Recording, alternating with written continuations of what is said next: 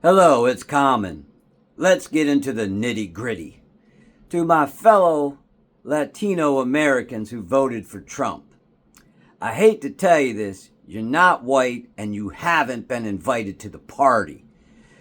I don't know about how many of you know about the history of America when it comes to accepting immigrants.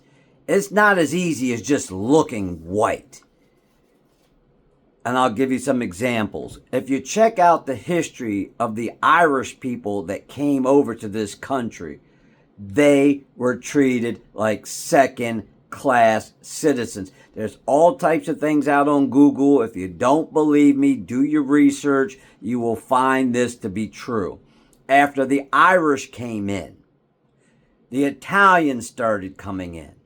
And the Italians were treated like dirt, second-class citizens. The things that you hear about some of your fellow Latinos, they're rapists and murderers, you should look into how they treated the Italians. It was way more than that. They said Italians were less than black people at that particular time. But guess what? The only reason why the Irish and Italians got accepted to being white in this country is because they needed their votes. They needed them. Right now, white people make up the majority of the population of the U.S., and it's not even close. Black people make up, I think, 12, 13, 14%. Latinos are even less. So the majority of the people in this country are classified as white. When they are going to invite you to the party, and hear me out, this is when you're going to get the invitation. When they're too worried about too many dark people and too many brown people taking over this country, you're going to get your invite. But until you're invited, you're not welcome to the party. Look at the way they're talking about treating some of your fellow Latinos.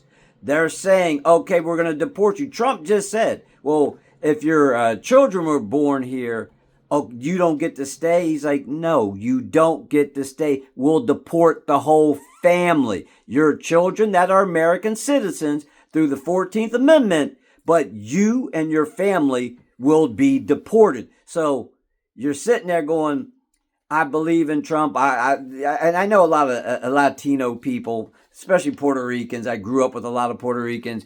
And, got that male machismo, no women are going to run this house. I'm running my house and this and that.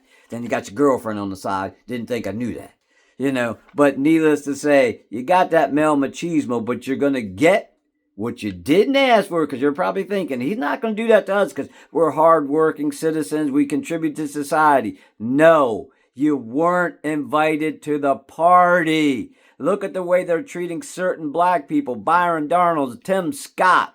These people have been loyal to Trump. They've been bootlickers, shucking and jiving, ass kissing, and guess where it got them? Nowhere. They're in their same position. They wanted the votes. They didn't need them.